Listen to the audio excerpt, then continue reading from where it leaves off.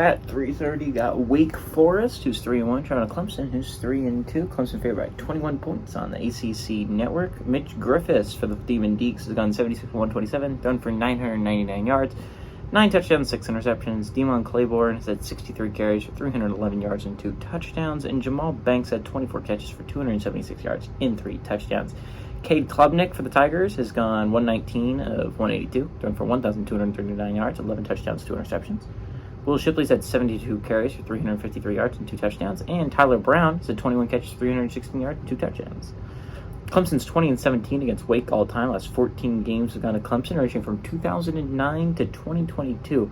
Last time Wake Forest, I'm sorry, not 2017. They are 70-17 against Clemson, against Wake all time. Last time Wake went and beat Clemson on the road was 1998. It has been a long time since not only, again, it was 2008 last time Wake beat Clemson. It was 1998 the last time Wake went on the road and beat Clemson. It's been a hot second since Wake's been able to go on the road and beat Clemson, but Wake's still in playoff contention. And normally, if it's entering week 5, like week 6, I'm like, okay, you're in playoff contention.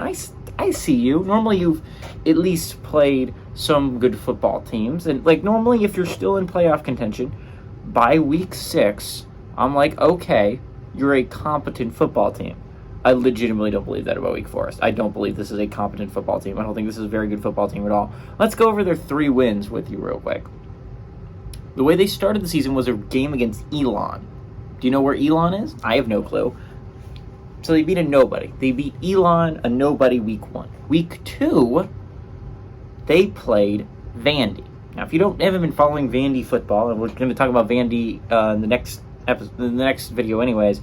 Vandy has not been playing good football. I'll say that. We'll get deeper into it the next thing when we're talking about A.J. Swan and Patrick Smith and how they're playing for the Vanderbilt Commodores, but they're not playing good football, and they haven't won in a long time. They're on a 4-game losing streak as of right now. They've won their first 2 games, and they've lost every single one since. By the way, those 2 games were against an FCS opponent and Hawaii, who has been a really bad Group of 5 team this year. Then they beat Old Dominion, and you're like, okay, Old Dominion's at least a competent Group of 5 team, at least some respect there. Old Dominion led for the majority of that game. Old Dominion, if they didn't blow it, was going to win against Wake Forest. Wake Forest was arguably outplayed for 3 quarters by Old Dominion. And then they played their first really competent football team. I wouldn't even say Georgia Tech's super competent, but Georgia Tech looked like the much superior football team against Wake. It was not close. And so this is why I have not a lot of respect for Wake. Clemson, on the other hand, has 2 losses, sure. But they were close, tight losses in which they looked competent against Duke and Florida State, 2 teams you could argue are the 2 best in the entire ACC. So, I mean, Clemson hasn't been playing bad football. They just destroyed a really good Syracuse team last week. Clemson's playing really good football. There's a reason why they're favored by 21 at home compared to a Wake team that's still in playoff contention. Clemson already has 2 losses. You'd be like, Wake should be favored, or at least somewhat close. Clemson's favored by 21 for a reason. Clemson's the much better football team. Give me Clemson to win, and not only win, but cover. They're just going to destroy Wake Forest at home.